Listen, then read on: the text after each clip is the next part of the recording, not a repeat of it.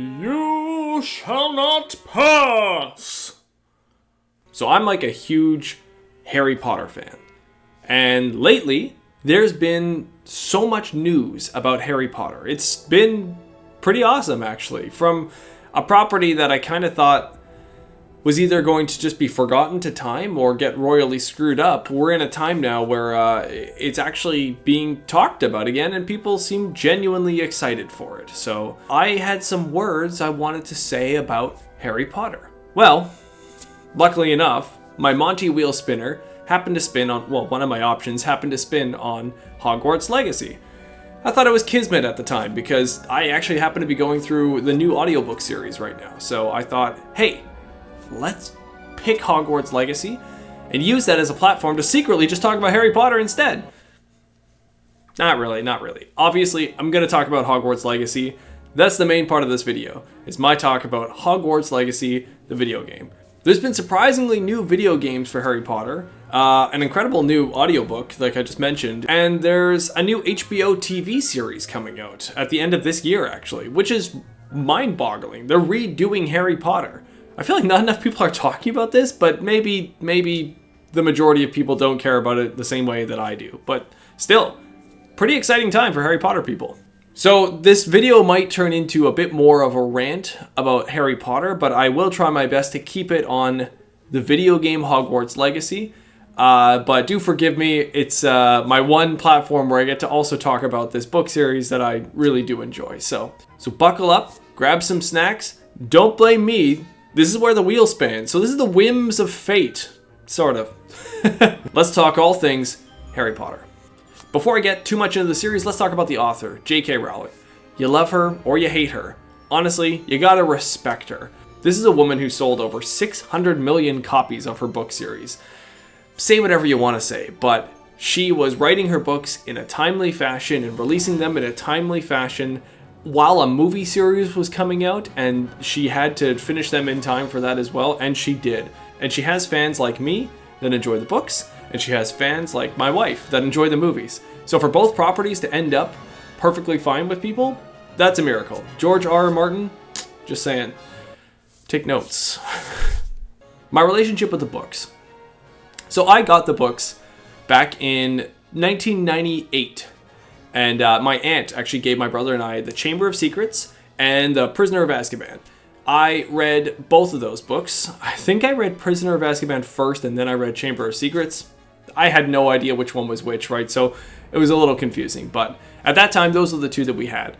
I didn't read Philosopher's Stone, I think, until much later. Yeah, before Goblet of Fire came out, I read Philosopher's Stone, then went to Chamber, then Prisoner, then to Goblet of Fire. So at that time, when Goblet released, I was really into that one. I remember when they would release, I would try to read them as fast as I could. I think at that time, reading a book really fast was like a badge of honor for me. So I was very excited about that. I do remember I had this one friend in school. He was an insane reader. Pretty sure it was Order of the Phoenix when that came out. And he said he read it in one day. And at the time, I was like awe-inspired because I was like, how did he do that, you know?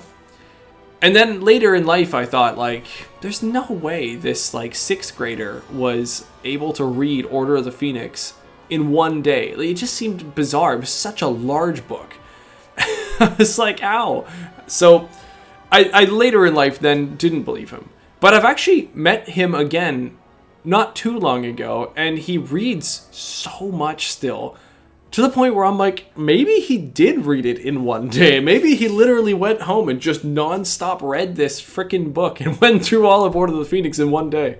All I know is he's also a Harry Potter fan.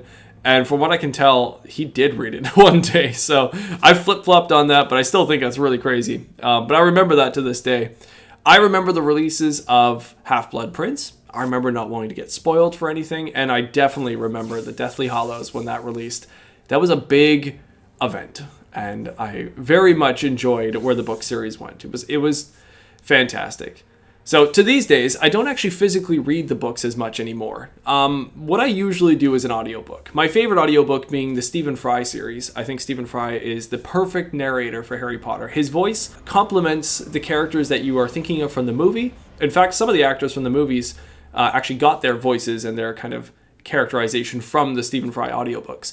So there's lots of similarities there, but Stephen Fry just does a fantastic job of blending it all together. And his versions of some of the characters are the ones in my head, so fantastic. The new audiobook series, I've got some complaints. I think some of the voice actors are not totally on par with what I'm hoping for, like with Stephen Fry. There's 200 plus actors, and they're all from like Broadway and like musical theater and movies and TV series and stuff, so they're all like accomplished actors. Some of them were insane standouts, like Jon Snow. What's the actor's name for Jon Snow? I'm blanking. Kit Harington. Kit Harington as Lockhart, I didn't know I needed or wanted. So that was an amazing, awesome, wonderful little gift. He does a very good Lockhart, and I do hope that for the Chamber of Secrets TV, like season 2 of Harry Potter, I hope that he ends up being the one casted, because he was way better than I was expecting. Same with the one who plays Ramsay Bolton. I can't remember the actor's name off the top of my head. Remy? Something? Can't remember his name. He is fantastic as Lupin. Professor Lupin, played by him, makes way more sense. He's on the younger side, so I like the actor from the movie as well, but this guy is fantastic in the audiobook. So there are a few actors. Robert Baratheon from Game of Thrones plays Hagrid, and I can't unhear Robert Baratheon. Not to mention his voice has this more aggressive kind of tone to it that makes it so Hagrid's lines, instead of coming off as loving or endearing, they come off as a little bit too angry. So yeah, I'm back and forth on those kinds of things a little bit, but for the most part, I would say the audiobook series is fantastic. The kids are all great. The actress for Hermione in the first book 1, 2, 3 is actually going to be the actress in the TV show. So for the most part, very happy they made this, but I think the Stephen Fry version is still my ultimate audiobook version of Harry Potter. I recommend it. If you haven't gone through Harry Potter in a long time, it works well as a kid's book, and it works well as an adult story too. So go back, give it a try. Do the Stephen Fry audiobook version. It's fantastic. Really easy read. My relationship with the movies. This one's a little different, but also still pretty positive. So when the movie's released, I happen to be about the age of the actors in the movie, Daniel Radcliffe, Emma Watson, and Rupert Grint. For the movies, I felt like I was like the exact target audience that the movies were going for, and so when they released, I ate it up. I loved it. I remember seeing Philosopher's Stone in theaters 4 or 5 times. It was multiple times. I used to go to the theater a lot more back then at that age, but yeah, I went with different family members. I went with friends. I really, really enjoyed that movie. I remember like I had the book with me in the theater, and I remember thinking like how similar it was to the book. It was a really good time. A very good year, 2001. There's a lot of good stuff that happened in that year. And one really bad thing, but a lot of good stuff happened in that year. But fantastic for movies, at least. Harry Potter was a huge staple. I didn't watch a lot of horror movies back then, but when Chamber of Secrets came out, it had this dark-ish tone. Everyone says the third one is the dark one, but to me the second one is where it started to get a lot more dark.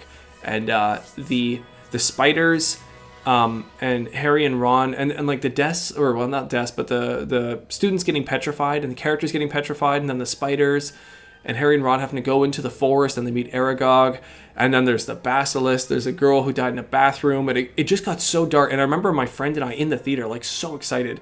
I had read the book and somehow I had forgotten the ending, so in the theater we were like wondering what the great mystery was going to be, and it was so fun.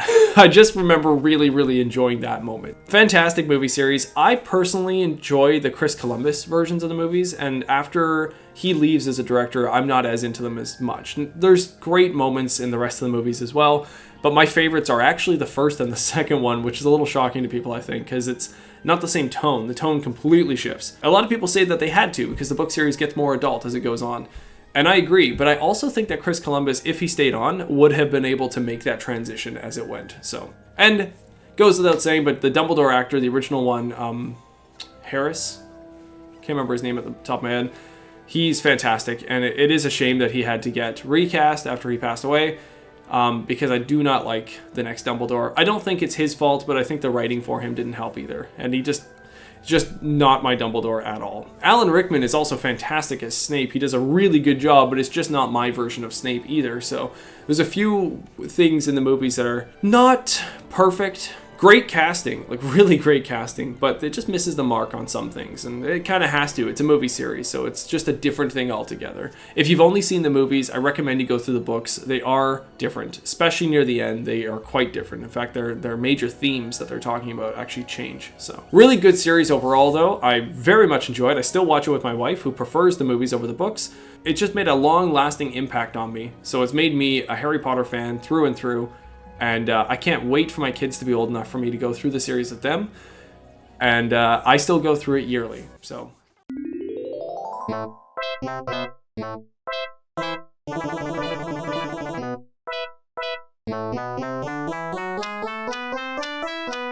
somewhere before the end of the release of the movies, there was another thing. There was another big cultural event for my friends and I. It was called Potter Puppet Pals. This was a big thing online. It was made... or at least the video I'm talking about here came out in 2003. It was made by a young man named Neil Cicerega? I'm not entirely sure. I've heard it so many times, I don't actually know how it's pronounced though. And it released a video called The Mysterious Ticking Noise. It was based on this Potter Puppet Pals series, where it's flash animation of the Potter characters done as like puppets. And he did all the voices, and they were like kind of mimicking and mock voices. This Mysterious Ticking Noise video was like a viral hit, and I remember in elementary school for me at the time, it was making the rounds, and all of us would be watching this video and joking and laughing and redoing the voices. I can still hear the Snape voice from one of his videos way back when going, "With a ribbon on my candy cane." What the hell is wrong with a brother? Wouldn't I look marvelous inside a hanging sock? Or underneath the Christmas tree with a ribbon on my candy cane? Have a happy Christmas. Have a happy Christmas. For some reason, it still hits me today, and I still find it very funny. So I love it. His humor, I think, really shaped a lot of my humor at that time, and probably still today, for that matter. So I really appreciated that. Thought he was awesome, and I just wanted to mention it. It was a random thing from way back when. Another thing too is back in 2012, my wife and I took a trip to Europe, and when we were there, we went to a castle called the Alnwick Castle. Alnwick, I think. Not entirely sure. It's somewhere. I can't remember if it's in Scotland or if it's in England, but it's like right in between the two, essentially. Maybe on like the southern border of Scotland or the northern border of England, not sure. We took a train from Scotland to England, and it was like our own little Hogwarts Express, and we went to this castle where they filmed a lot of the exterior shots for, I think, both Philosopher's Stone and Chamber of Secrets, I think. Definitely some Philosopher's Stone locations there, like the Quidditch practice, kind of like the area sort of outside when they would head out to go to the Forbidden Forest, and like kind of where the Hagrid's hut spot would be, and mostly just exterior shots of castle wall and stuff there. So we got to go there. We did some Quidditch practice. We did some archery. There's an archery thing. I got to beat my wife at archery, which was very fun for me. And just see some of the locations that are filmed. There was a few different spots there, and it was kind of cool. So in a weird way, I got to visit the Hogwarts castle, and I thought that was fun. So now shifting into the Harry Potter video games. My relationship with the games as they released was pretty interesting as well. The first game that I played was Harry Potter and the Chamber of Secrets on PC, which was a fantastic game. It's in my list. I'm hoping one day the Monty Pool ends up landing on that one, because I will definitely want to play that. A lot of good memories with that game. As far as I'm aware, that might have been like the first release of a Harry Potter game.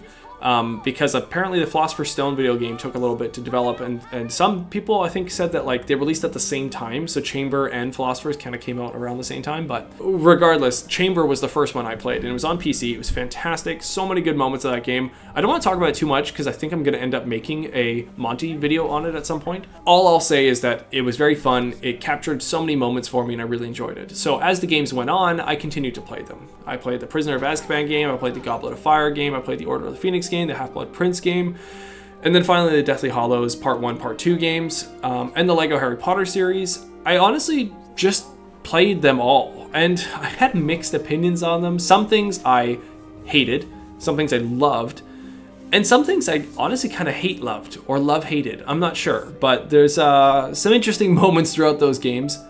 Oh, I even played Wonder Book. Do you remember that? The PlayStation Move? Yeah, I did that one too. For the most part, though, the games were fun. I played most of them, and you'll see some of them on the Monty list when we get there. But imagine my surprise when there had been such a drought of Harry Potter games, and out of nowhere, suddenly there was this announcement trailer for Hogwarts Legacy. I was honestly pretty excited.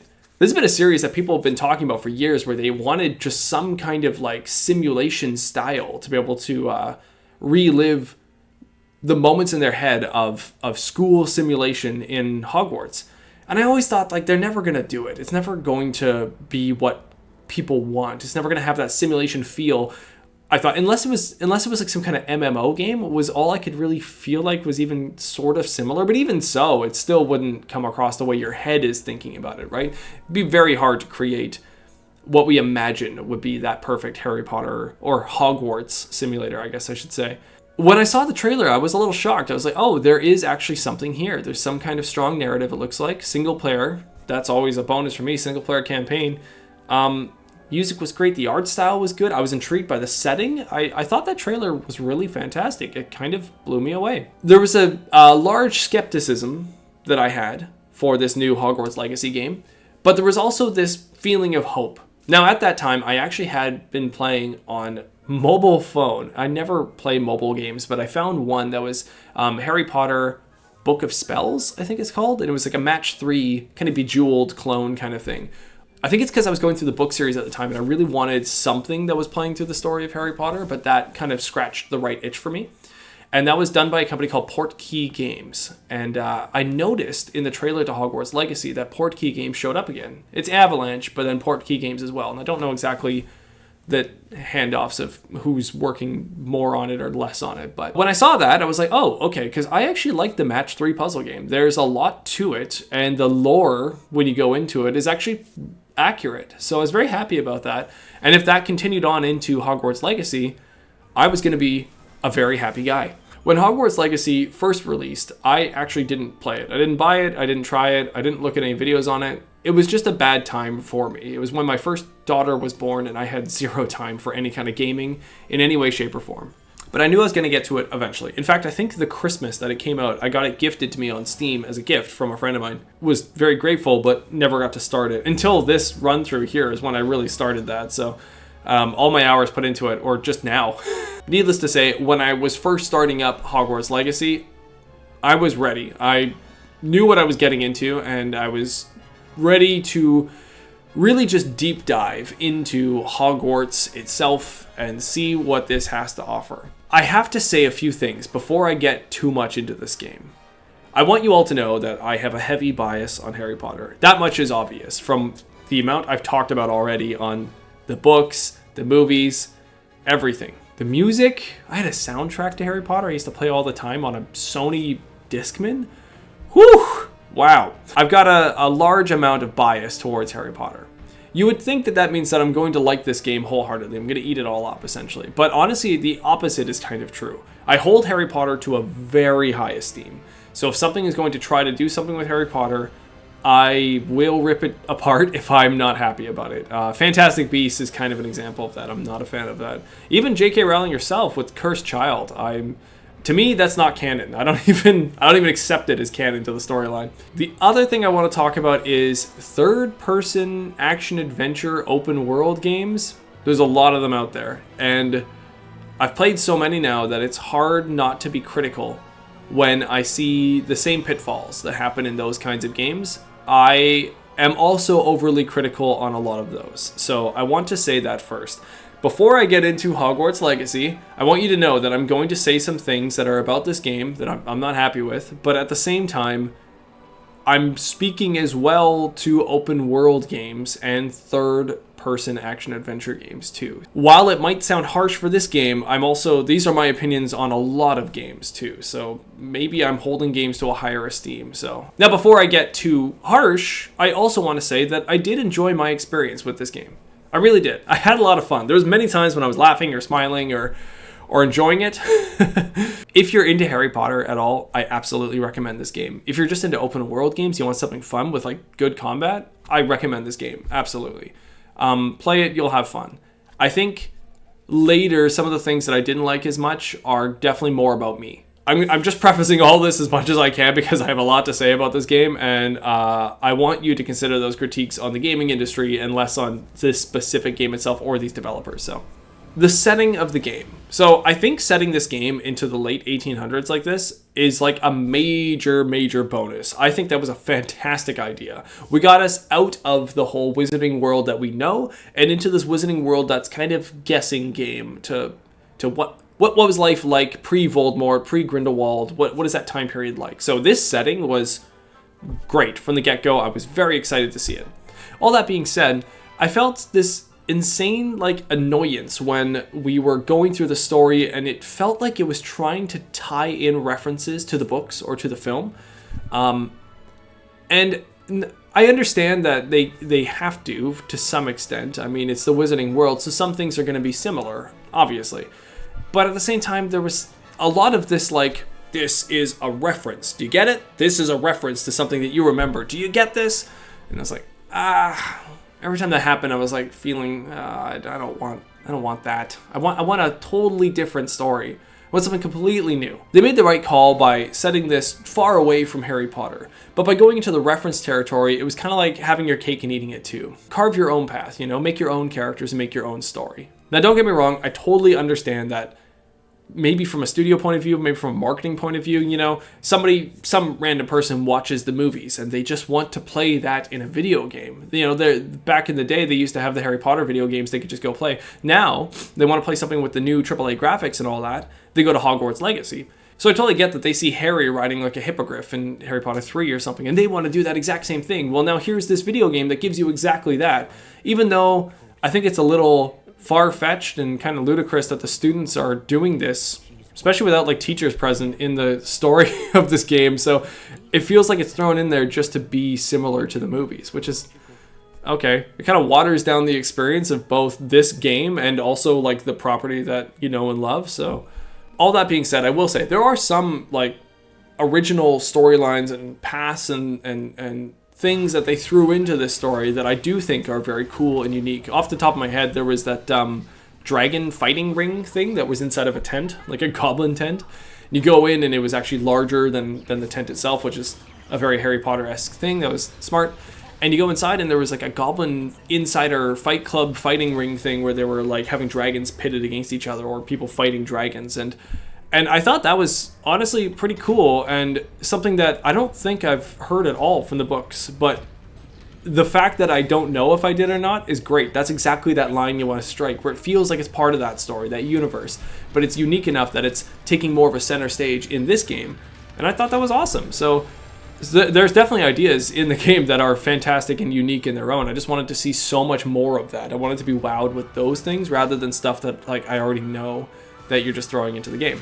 There was another part too where I really liked the whole concept of the main character having this sort of ability to see traces of magic.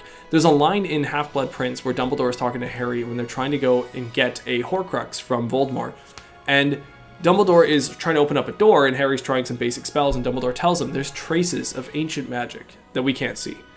And I'm assuming that's what the developers wanted, because they took that line and they kind of ran with it. But they went in a direction that I think makes a lot of sense. The idea of your character being a wizard that can see those traces of magic is unique. It's kind of a chosen one storyline.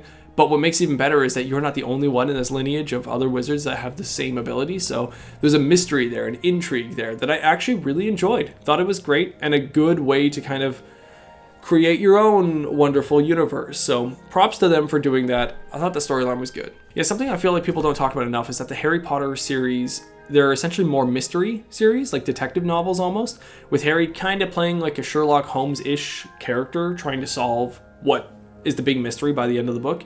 Harry being a character that has to notice more than the average person. He has to notice when these adults are deceiving him. He has to notice when people are lying to him or just being deceitful, I guess. So I think it's like, things like him being a seeker in Quidditch, where he has to notice like the little details, right? That's, I think, a true staple of the series, and something that I'm very glad that going into this game, they understood that. And we're like, we need to still make this a mystery at its core. So they have a strong narrative mystery going on while you're going through your Hogwarts simulator experience. So I'm glad that they tied that line between both of them to some extent, although, as I'll get into, the story part of it, I think, was the more stronger part of it. For the castle itself, I was stunned. There's so many moments walking around the castle where I kind of felt like, oh, this is what Harry was talking about in the book. So this is like what Ron and Harry and Hermione were complaining about when they were walking down the corridors, the hallways, or these are like those little moments. Like I just saw little places, little corners, little spots of the castle where I just kind of felt, oh, there we go. That's cool. I thought it was great. And for anybody that watches those ambient music videos on YouTube or like ASMR videos or whatever, it's nice to know we have this giant modeled out castle for those little snippet events and put that background music on while you're studying or whatnot. And I thought that the castle was just really, really well done. The art department seems to have gone more into the movie atmosphere, I'd say, but with little subtle hints to things that are more on the books side of the setting, which I thought was pretty good. It's not too much of a problem for me. The movie's style is good. It's just that it's some moments in this were very much like, oh, they took that location right from the movie and just kind of plopped it in there. There's a few locations that I thought should have had a little bit more depth to them or a little bit more like mystique to them, but for the most part, I'm not mad about it. I also want to say the music is fantastic. The music is like, there's elements of the film, which is great. The music from there goes right into this, but at the same time, it goes into its own territory with its own atmosphere and its own just general little light pieces. I think it's really good. I put it on in the background all the time and listen to it because it's like an extension of the music you already know from Harry Potter. So being able to walk around among the entire grounds and surprisingly large area around Hogwarts, I was a little blown away, especially just on how large the map was. It was actually way bigger than I was expecting for this game. Although my biggest attractions are obviously the Forbidden Forest, Hogsmeade, and things that are happening in the castle itself. It's amazing just to have these places as like living, breathing locations to go to. But there is a strange thing that happens once you've kind of defined areas like this. At least for me. I don't know if anybody else gets this feeling, but for me, there's this odd feeling where as soon as I see all the definitions of the thing it's trying to show me, I feel like, oh, this isn't the version of this. Or at least this isn't my version of this, if that makes any sense. When I was walking through the castle, I had a few senses of like, oh, whoa, like I'm in this castle. That's fantastic. But for the most part, there was a lot of locations where it felt like I was in a video game rather than in a real location. You know? I felt like I was in almost like a game engine rather than being in like a living, breathing world. For example, I'll take something like Hogsmeade. In practice, it's very fun to be able to walk around Hogsmeade and experience what the kids experience when they go on their Hogsmeade trips and see all the little shops around there. It was a little bit too much of like, these are exactly the same pubs, these are the same stores that are in the movie, that are in the book series as well, I should say. And I just kind of felt like, okay, I feel like some things would have drastically changed, you know? Maybe like Zonko is like a young worker at Willibusters, you know, or something, like who knows? Like, but it just was odd that it was all kind of the exact same. But okay, that's fine, I can buy that. But Zonko's, for example, you know, it's talked about many times in the books, and the characters go to it, and the characters talk about how wonderful it is, how large it is. And I walk in, and it's not that it's not big, and it's not that it doesn't have thought put behind it, but for whatever reason, by defining it as this is Zonko's shop, I'm walking around the shop like, oh, this isn't the shop. This doesn't feel like where Harry and Ron and Hermione are looking at all the little jokey things around here. Like, this just didn't feel like it. It just felt like an odd imitation, which is where everything kind of starts to feel a little watered down. There's a moment when I walked into the 3 broomsticks, and it was just kind of underwhelming. I was like, oh, it's this small? I was like, there's lots of things that happen here. This is where Harry hears about James Potter and Sirius Black, you know? For me to picture those moments, but in this location, it's just not my 3 broomsticks. And then it's just not my Hogsmeade, and then it's just not my Hogwarts, right? And so it feels weirdly odd when things get defined. And I don't know if that's just a me problem or not. Once you define it entirely, it's hard to stick with it as your version of it, right? This is where it becomes a problem when you're trying to get too much into already known materials for something, as well as trying to make sort of a simulation kind of a game. Now, to be fair, I'm going to say some nice things about the Forbidden Forest. I'll say some nice things before I say some not as nice things. The Forbidden Forest is probably the best example of this feeling where I'm talking about defining it and it creating this disappointment for me.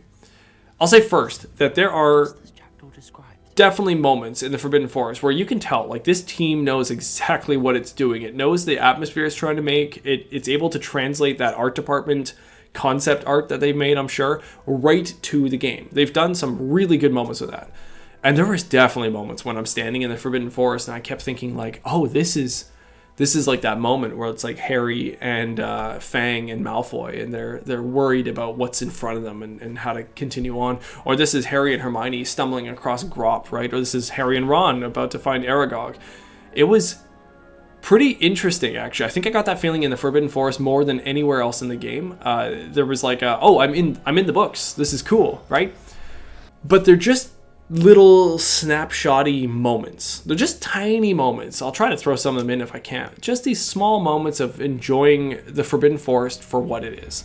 My issue with this comes from something that I don't think the developers can really do anything about, because the problem is baked into the cake before we even start playing. And that is that this game is an open world game. So if you're going to make the Forbidden Forest and you're going to make the map the way they've made the map, you have to define the entire Forbidden Forest, which kind of goes against the entire concept of the Forbidden Forest. In the Harry Potter series, the Forbidden Forest is this area where it's the great unknown. It's a giant mystery where you walk in, usually unwillingly. It's called the Forbidden Forest. And when you go in, you don't know your fate. So you have to walk into the great unknown, the darkness, not knowing your fate. And it's a sign of bravery. It's usually the good characters that are willingly going into the forest. And it's a big symbolic kind of location for the series. The point I'm trying to make is that in the game here, the forest is limited. You know, it's huge, don't get me wrong. They've made a really giant forest here, and that's fantastic, but it is defined.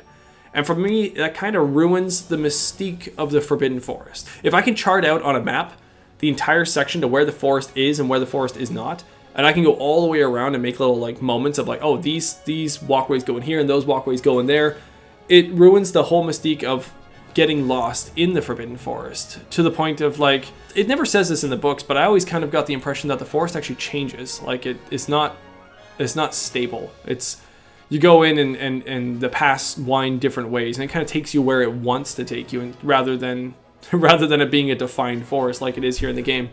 Maybe I can explain this concept better if I talk about something else as well. The opposite is true, right? The lake around the Hogwarts castle I found to be pretty much book accurate, movie accurate, and imagination accurate. It was fantastic. But I think one of the main reasons for that, though, is because the lake is kind of a two-dimensional thing, right? We can't swim under the water of the lake. We can't see the boundaries rather than just the surrounding areas of the lake. So the lake remains something that we can't fully chart out, and it creates a mystery. And that allows my head to kind of picture like the Durmstrang ship coming right up out of the lake, you know, and it allows me to picture that giant squid down the lake. Yes, I know the giant squid is in the game, but it allows me to picture those things, let my imagination kind of run wild with that. And that's what I want out of the Forbidden Forest. There's a moment in the book series where Harry looks off from a window. He looks at the Forbidden Forest, and as he's looking, he sees a brief little glimpse out of the forest tree lines. What are they called?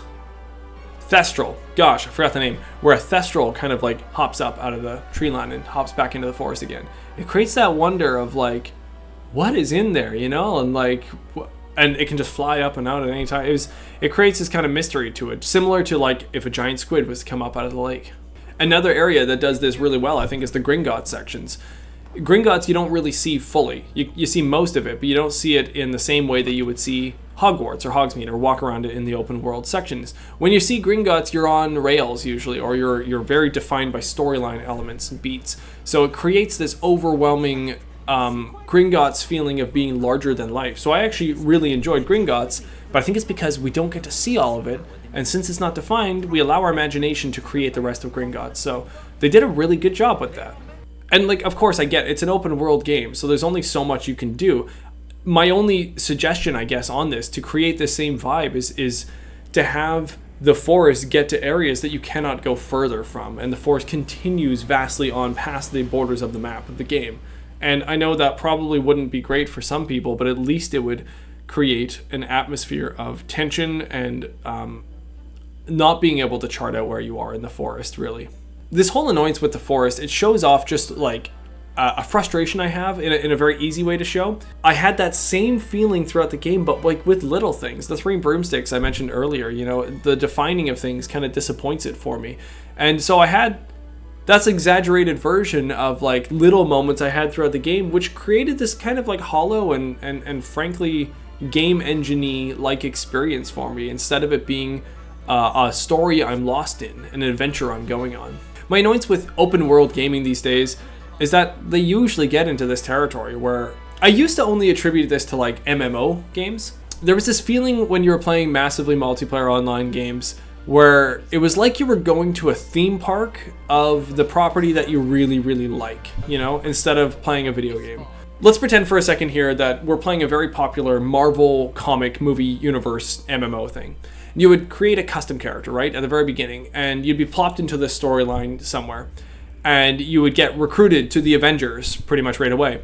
And due to some strange power that only you have, you're able to fight alongside the Avengers. And they constantly will tell you things like, oh my gosh, at the Avengers Tower, they'll be like, you're one of the new famous superheroes, just like Iron Man, or me, Captain America, or Hulk, or Thor. And they'll be like, you are the chosen one. We need you. Thank you for coming along with us. And you'll progress through the storyline this way. But to make it worse, usually, in an MMO at least, there's all these other people playing around you, right? There's all these other people walking around and playing around, and like they would go over to the same NPC characters, and those NPC characters, oh my gosh, thank you, chosen one, thank you, come with us. And like you watch them get whisked away, and you got your ticket in your hand waiting for your turn for them to call you the chosen one.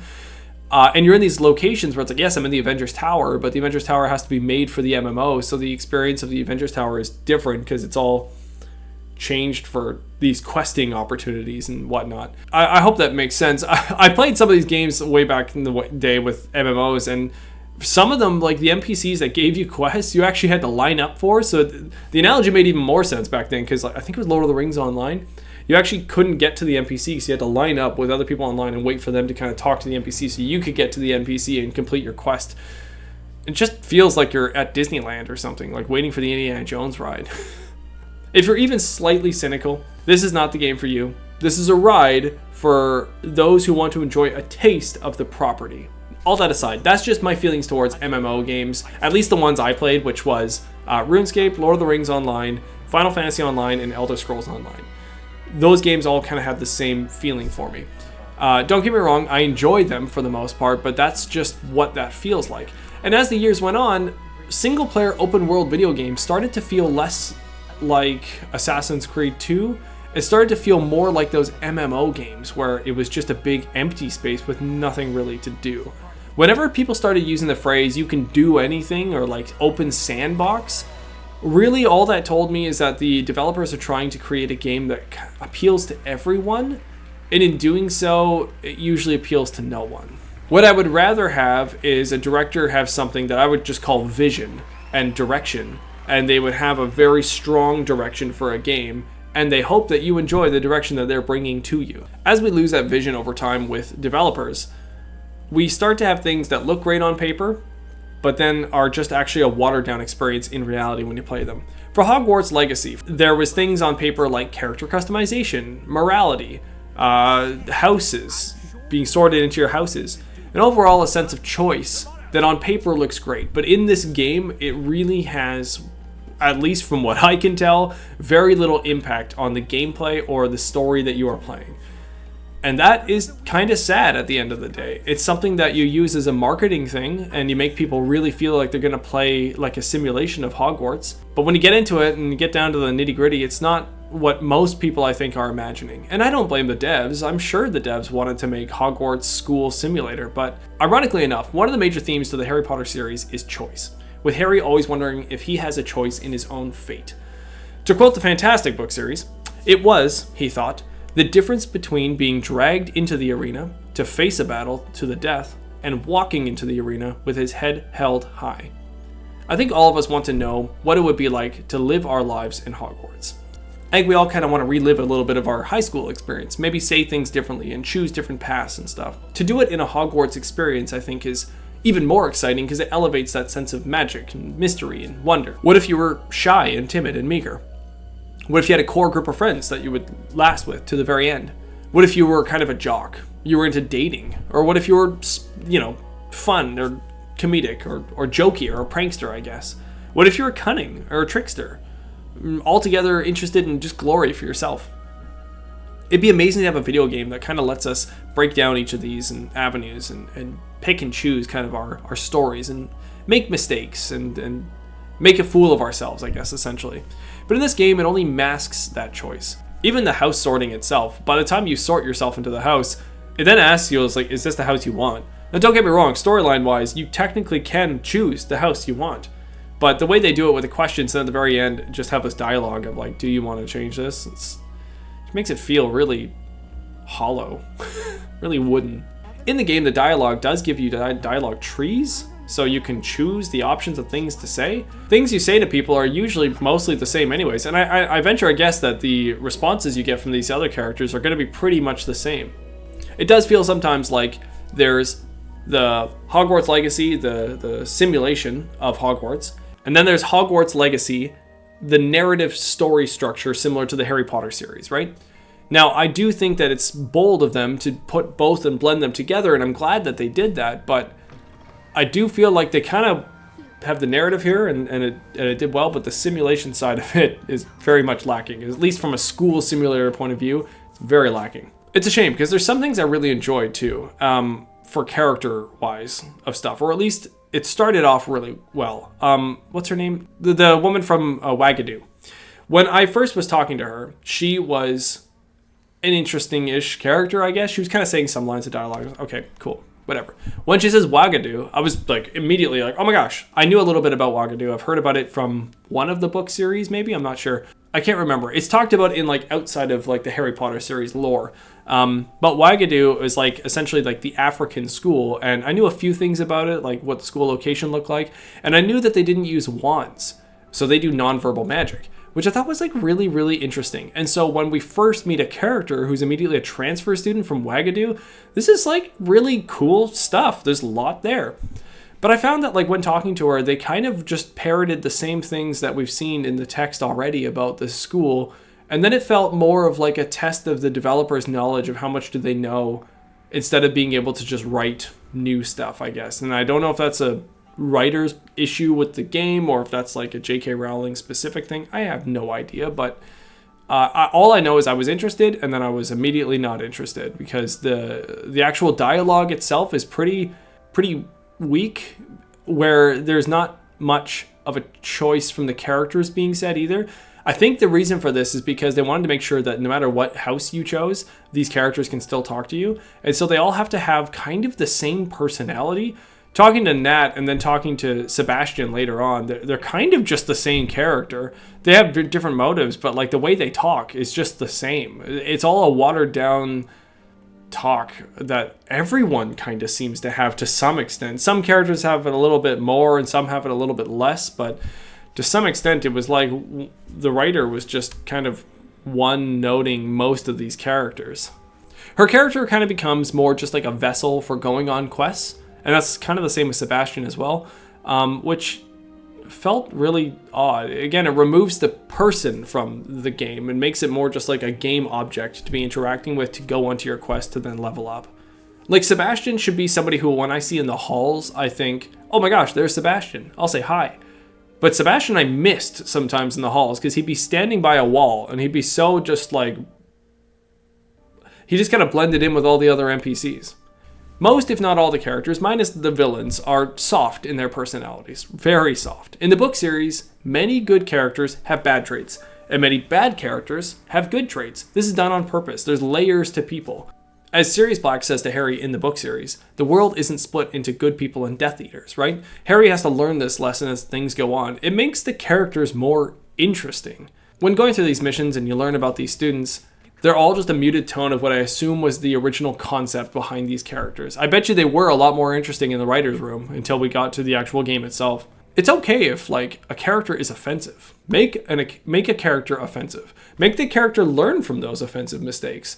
Or make them not learn and get punished for it. Now that I'm thinking about these students, and it's getting me frustrated, where are their schedules? What is their day-to-day activities? What do they do all day? You know, why aren't they more in a hurry to get to class? Or why aren't they maybe wanting to skip class? Why aren't they trying to like get class over with so they can go to the Great Hall for the feast? All these things that happen in the book series, and the movies for that matter, that like could be translated, but don't seem to happen at all, you know?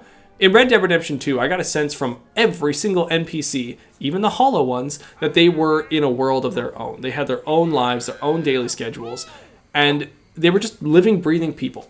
Something that I think actually really helps for this is in Red Dead, there's kind of like a hello button, a button that lets you say hello to anyone. And in doing so, you've created a bond with that person where you're saying like, how are you? And they're saying like, I'm good, how are you? And if it's nothing else, that's it. You get their voice, you get the eye contact, and then you move on. But it brings you into the world. It brings you into their world briefly, enough to convince you that they are real. Something as simple as just saying hello and the other NPC students being able to say hello back would really bring this to life, I think, so much more than it does. The bigger issue, I believe, is the schedules. We're supposed to be in a world where these kids are at school. They're supposed to be on like a strict schedule of events for their day. But the game engine of Hogwarts Legacy is at odds with that because it wants to be an engine where we can get to where we need to go quickly so we can continue with our quests or our collectible extravaganzas. So you can kind of pretend in this universe that you're going to classes, but they're not classes. They're make-believe classes. You're going to a mission maker who's standing by a door of a classroom, and you get there, and you're usually met with, this is another thing, you're usually met with, oh, should you change it from night to day? Yeah, go to the map menu and then press the button that changes it from night to day, which is already like, what? Like, if we're trying to simulate school and now you're telling me, oh, I'm just supposed to go to the map and then change it from night to day. I get it because you're like, well, otherwise people would have to go to bed. Otherwise people would have to go do this or do that and it would take forever and they would just complain. But there goes your simulation. So you press this button and your character sits on the floor, I guess, from night till day. So the mission maker appears and you can go into your mission. Then you get into your mission and what is it? It's like a montage video with some music in the background while the lesson plays. There's no teacher yelling at you for being late. There's no extra homework in the class groaning. There's no like mystery that adds to the overall mystery that's happening within like, you know, the history of magic kind of classes or anything, or really nothing that kind of tunes in. They really should have read Order of the Phoenix and Half-Blood Prince and just taken some snippets from that and created some good classroom experiences out of it. Usually, you're just watching that montage of mixing a potion or whatever it is, and then it fades to black. And then you get like a little, here's a spell thing, and you've collected a new spell and you move on. So it doesn't feel as much like a class, it feels like a forced video to watch for your character to then just kind of have an extra skill. I can totally understand the thought process on the game mechanics. I get it. From a game point of view, that does make sense. But from a simulation point of view of anything Hogwarts, it doesn't really make sense at all. And so I can see the argument for like, well, you want to make a fun game. But at the end of the day, though, what are you selling people on? The simulation of Hogwarts or the fun, like, action, open world, adventure, platformer kind of game that you're creating? Another pet peeve of mine that's in the same kind of vein here is that when you have to go somewhere, let's just say you have to go do a quest that's like really far away, and you get on like your broomstick and you fly and you go to that quest. You get there and then you get this little marker that tells you, for one, it probably says change it from day to night because it's never the right time. And I always feel like, well, I'm okay, game. Sorry I have to bother you and change your time. But so I change the time, and then it'll say like, oh, you're not the right level for moving on to this next section. You have to be level 20, but you're only level 19. It's like, okay, like, so then I go and I find like a camp nearby and I kill some goblins, like all the collectible side stuff I thought, and level up to that 20, which doesn't take too long. It's like half an hour or so, but then I go back to the quest and I do my mission, and it feels like the game is kind of like, oh, you're going too fast through the story. Like, slow down. You need to go do some of the other stuff. Do some of the other stuff and come back. That's the message they're telling me. And so I do, and then I feel awful about it. Like, let me just try it. Maybe I'll beat it at 19. I don't know. I've got faith in myself. I'm sorry you guys don't, but I think I might be able to do it. So let me do it anyways. And if it's too hard, let me make the choice that maybe I should go to some goblin encampments. Maybe I should learn some new spells. Maybe I should get some better equipment. But no, it's the game telling me that I can't do it, which is not fun. That's not a great game mechanic. And on that note too, there's the little thing, this is talk to death in other games too, but when your main character starts like saying hints on what to do next, that's not fun. Like, I want to come to the conclusion myself. When I'm trying to figure something out and my character starts telling me something I'm supposed to do, sometimes they tell me stuff and it confuses me more. I'm like, oh my gosh, that's one thing, sure. Or he tells me exactly what I have to do, and that's not fun either, because then you feel stupid. And then the last thing too is that when your character is talking out loud like that, it ruins the immersion of like you being your character. So it breaks a bond. It's like if your character tapped on your screen and was like, hey, we got to go this way, you know? Like, that makes you not feel like your character. It makes you guys feel like you're not connected right now at all, which is very not fun. God, I'm just going right into it now. But another thing too, and this is not a big thing, but stuff like potion making, there's a few other instances of stuff like this in the game, but I'm going to use potions as my main symbol for this. The potion making in this game is kind of like go to a crafting station and like go to UI elements and toss them all in and then watch the potion get made after a timer, which is serviceable, I'll say. But in a world of Harry Potter where we've already had many video games, there's other instances of how potions can be made. And other games do it differently. This is my personal opinion, but the Half-Blood Prince video game decided to do potions in a very odd way where they did physics. It's like a physics engine with your potions where you actually had to pick up the potion and pour it into the cauldron, and then it had to be stirred a certain way, clockwise, counterclockwise, all of that. What I will say though is that the Half-Blood Prince video game actually did seem to take cues from the book. The book has a lot of those directions. You drop this in at this moment, you crush these up in this way, and then you drop those in. You do 3 clockwise turns and 1 counterclockwise turn. Stuff like that is all in the book. And so it made me think like, there's a way better version of this already available in this series of video games. So it's odd that they couldn't just like kind of go back and just throw that in here instead. I wonder if it came across the developer's table at all and like some wanted to, maybe. I get why they went for the one they did because it's more visible, I guess. But Harry Potter has never been more convenient and more visible. It's usually more confusing and convoluted on purpose to make it more unique. Look at their money system. That's the most bizarre money system I've ever seen.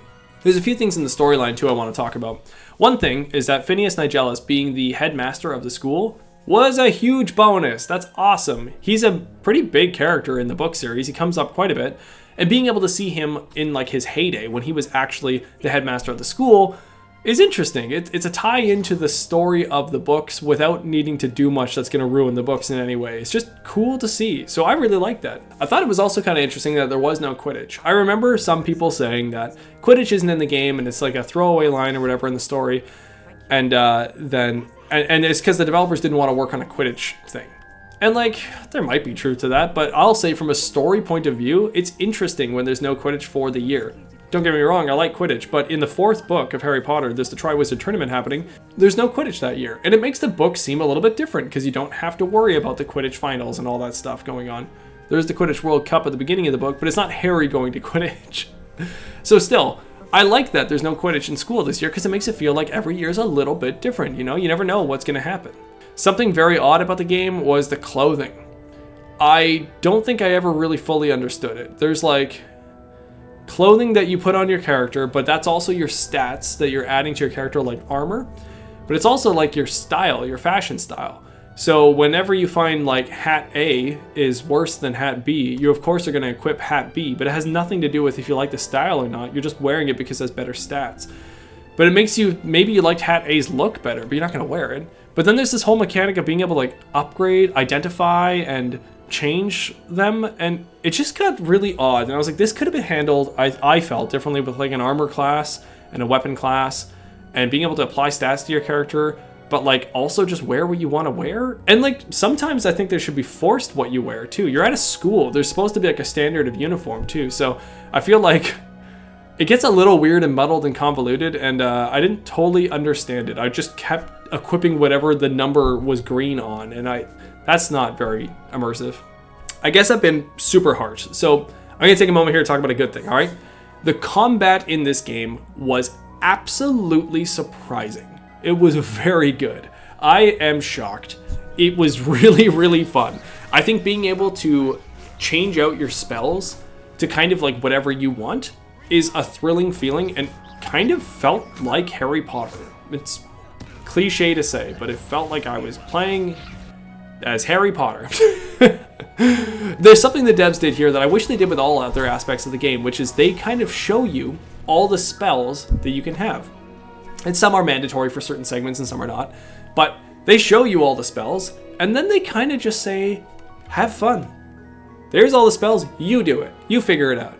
They barely teach you it. They kind of want you to just experiment, which is why it gets really fun. The first time I ever disarmed a goblin with his own axe and then used that axe to shove it back into the goblin, I was like, what? Like, that's fantastic. That's fun. That's really, really good. I wanted more of that. And honestly, I just wanted that same mentality to be applied to other aspects of the game. So combat was an absolute pro. It was always fun to get into a tussle with a bunch of guys. It's not even that easy either. It's kind of hard. I would die lots actually in this game. And when I did, I would get right back up and I would go right back into the fight. It was always fun. Some of the enemies I found in this game to be kind of lackluster. Not from a gameplay point of view, but more from like a storyline point of view. Animagi enemies, it was a bit of a stretch for me. They kind of come up as like, just like an enemy type that you come across in the game. But like for an enemy just to be in a storyline is a very rare event in like the Harry Potter series at least. It's a hard thing to become an anime, just a very, very hard thing. It's such an intense boon on society as a whole that the Ministry of Magic has to make sure they have like a list of who are all the actual classified animagus.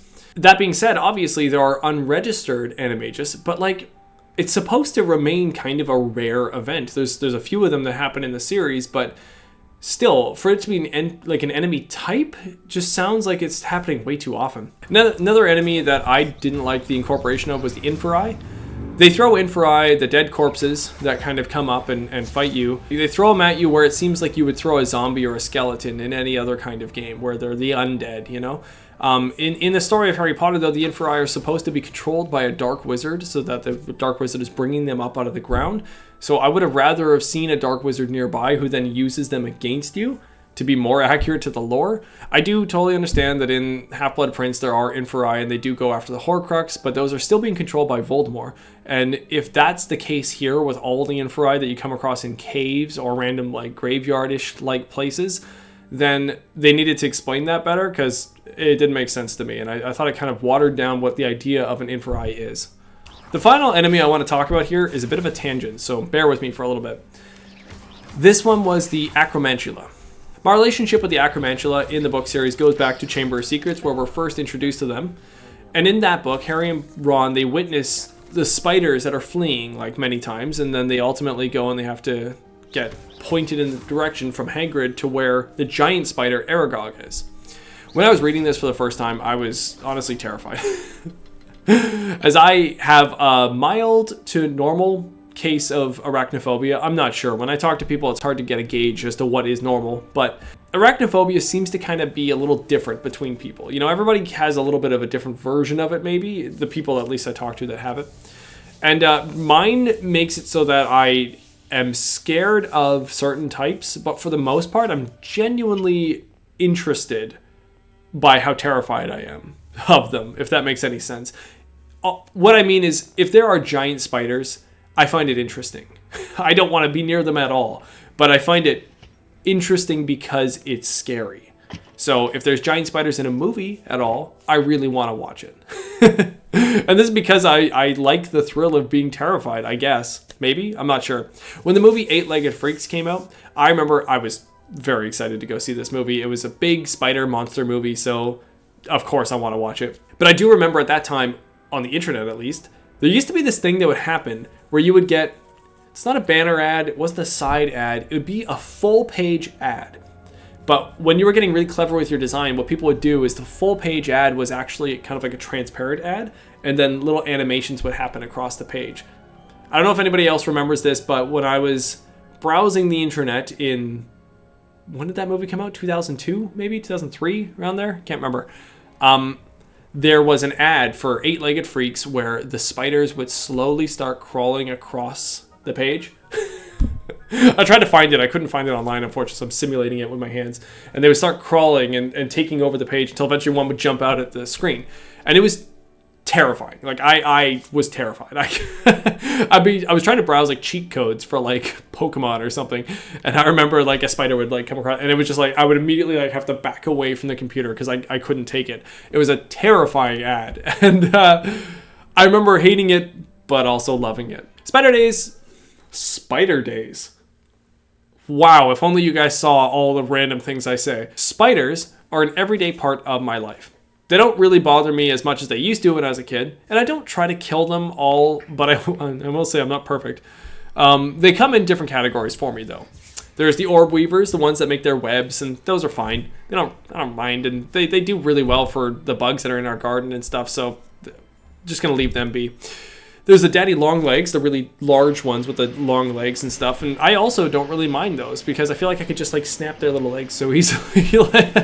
They kind of remind me more of like giant flies or something than they do spiders. So I'm not bothered by them at all. They could be considered cute almost. But then there's the one type that I really just can't even be near. And we have so many of them in my house. This is wolf spiders.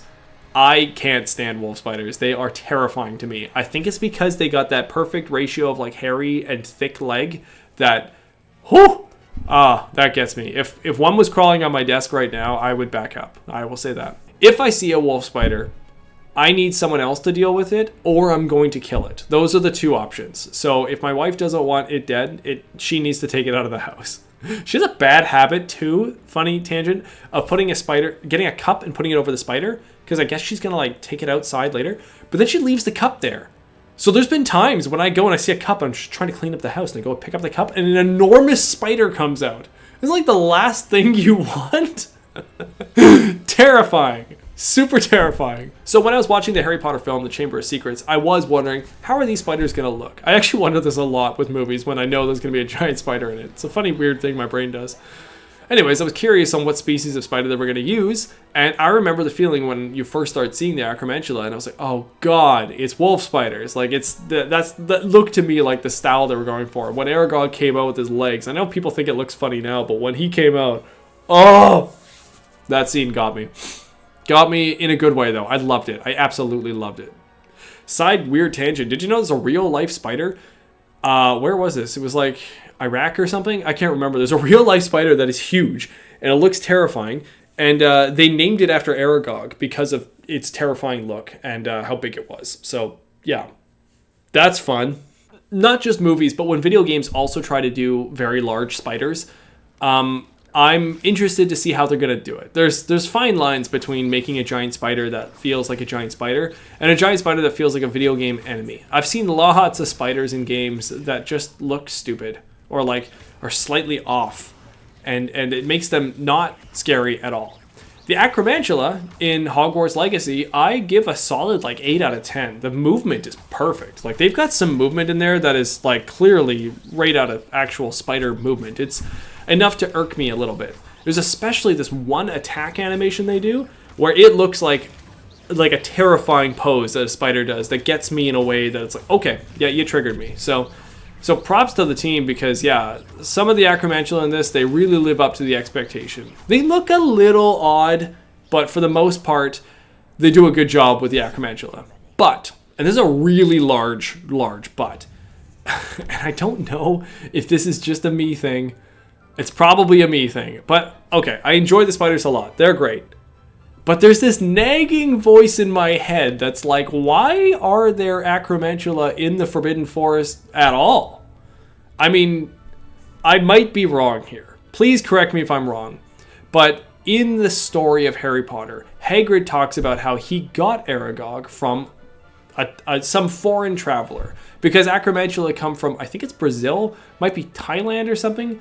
They come from somewhere that's like a rainforest, right? They come from a forested area way far away from Hogwarts. So Aragog comes to Hagrid at a young age while Hagrid is in school. We know that Hagrid was in school in the 40s because he's with Tom Riddle, and Tom Riddle is like in the same year as Hagrid at that time, and Tom Riddle's the reason why Hagrid gets expelled from Hogwarts.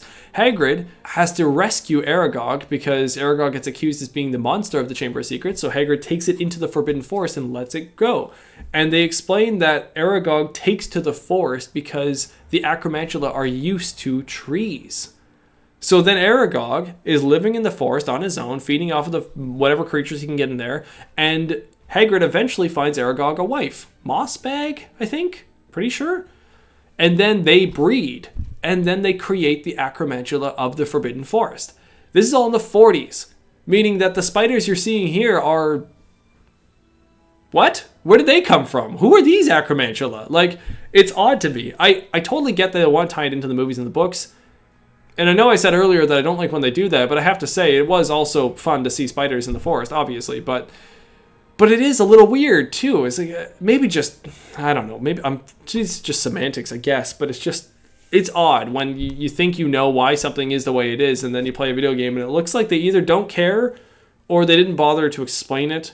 Or if they have explained it, I didn't see it. So it was just a voice in the back of my head the entire time. Maybe I'm the weird one. Enough with that. I feel like I've got a huge weight off my chest playing this game because it's not a bad game. I just have it's like a high bar for Harry Potter stuff, right? So it's hard for something to really do well. Like, I honestly feel like if J.K. Rowling was to write more Harry Potter books now, I'd probably be way more harsh on them. And they would all have to be really good. I mean, Cursed Child, that's a great example. I hate that book. It's on my bookshelf, and I hate that book. Let's get into the rumors. People are talking about Hogwarts Legacy 2, which I honestly expect will have some sort of announcement this year, maybe really soon. And I'm by no means mad about the fact that they're turning this into a bit of a series. Obviously, I would assume there's going to be a 1, 2, and then a final one, a third. That's my assumption.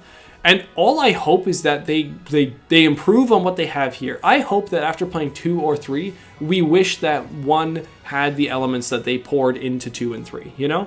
Kind of like the Mass Effect series almost. So I have nothing but joy that Hogwarts Legacy 2 is going to come out, and I will play it alongside all of you guys too. For better contextualization of my final mindset, thoughts on this game, I want to instead tell you about what I'd rather play instead of Hogwarts Legacy. Like, the kind of game that I was expecting or wanting out of a Hogwarts Legacy. I'll explain that, and then maybe you'll understand my mindset just a bit better. So what I want is something more like the Persona series. I think Persona 5 is actually a really good example of something that I think my mind would rather have. The game doesn't have to be so linear that it's level select, but by making it open world, the game loses its luster for me. So something like Persona 5, which mimics the idea of an open world game, is actually still on rails the entire time. It's telling you, like, here's Akihabara, here's Shibuya Crossing, I forget the locations of that game, to be honest, but here's another location and you can go to them. And when you click that you want to go to it, you can kind of walk around in the area, but you don't get to see more than what the devs want to show you. They just want to show you a snippet of that little thing so you feel like there's still this larger world that you're going through. Not to mention the UI elements when going across makes you feel like you went on the train. And there's so much to talk about with that, where it really feels like you are that character. But the relationship building and the hanging out with friends and the homework studying and all that actually all have a purpose, but are still the mundane activities that we do in our regular lives. That's the kind of stuff that Hogwarts Legacy is missing that I wanted to see in Hogwarts Legacy. The strict classroom schedule, like the date schedule that happens in Persona, that's something that would have benefited Hogwarts, I think, greatly. We could have gone through a Monday to Friday schedule of school, well, Monday to Saturday, I guess, schedule of school with a Sunday day off, with strong narrative happening throughout that of going to class, answering questions about like what we learned in class, getting our skills up, our relationships up with our friends, but also going on escapades at night with Professor Fig. There's a lot of cool things that could have been done if they just kind of mimicked that Persona formula. Not to mention, if you've played a Persona game, you know that the relationships you build with those characters feel sometimes very real. Some of them feel whatever, but some feel so real that you almost feel like you actually did hang out with those people. Like they actually are your friend group.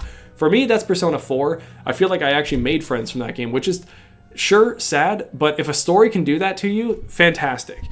The Harry Potter book series itself does the exact same thing. So I felt like maybe let us hang out with Sebastian. Let us go eat food with Sebastian down by the lake on a hot sunny day and just like talk about what did you get in your Transfiguration OWL, you know?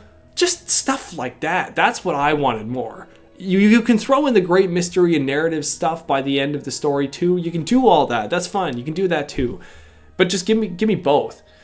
I get that's harder. I get that means the game will take a lot longer before it comes out, but that's what I was looking for in a game. So with the game that we got, it's not the same. It's not even close. It's very off. Great locations, great modeling, great artistic developments, great music, great combat even, but just falls flat on feeling like I was there. That's enough of that. So this game, I say it gets about 6 out of 10 broomsticks from me. That might sound really harsh to people, but honestly, that's pretty average for a lot of games for me. So 6 out of 10. Looks wonderful. Plays surprisingly well, especially in the combat. But other than that, it was milquetoast. It was bland. It wasn't super memorable. I'm already forgetting the storyline as I'm moving on. Just give me less options of those things and give me more depth to what's already on the plate. Like Gordon Ramsay would say. The great Gordon Ramsay would say, you know, reduce your menu items, give us like a little of the items, and give us like really good quality of those things. That's what I would like. Give me that. And so now that concludes my pick for Hogwarts Legacy, I spun the wheel again. And on this time, I got a few random options, some things that I really wasn't feeling like I wanted to play, but luckily that very last pick when it hit, it was something that I wasn't expecting to be doing so early, but at the same time I figured maybe it is time to jump into this a little bit. That's a little different than what I was expecting, but it's the original Doom, which is one of like my all-time big games. It's one of my big ones I want to put in there. So I have a lot to say about Doom. But this isn't just Doom. This is actually just like a specific pack of Doom, a WAD. And it's one that means a lot to me. So what I think I'm going to do is I am going to play it. And I'm going to go into that WAD specifically, but not get into my full thoughts about Doom. So that is going to be in my picks. I'm not saying that's my next game. In fact, I'm pretty sure that's not my next game I'm going to be picking, but it's in my solid 3. So it's Doom, No Rest for the Wicked. It's a fantastic WAD. So that is the next one that is in my picks. But the next video I'm going to be making at this moment, I'm pretty sure is going to be Populous the Beginning. It's a game I haven't played in forever. But I'm looking at it, and it's in my picks already, so I'm thinking that might be the next one I play. We'll see. We'll see when I make the next video, but at this moment, I think that's the next one I'm picking up. So, anyways, I hope you like this video. I hope you like the whole Monty system and me talking about everything here, Harry Potter. Hopefully I didn't get too negative on you about Hogwarts Legacy. Like I said, lots to say here about more the gaming industry than just Hogwarts Legacy itself. I think these developers are good developers, and I think there's just a lot of pitfalls that they fell into with this game, and there's probably a million reasons for that. That's not just their fault. So I just say that it's not the game I was hoping it would be. That's mostly what I wanted to say about it. Anyways, I hope you enjoyed it. Have a good one, everyone. See ya.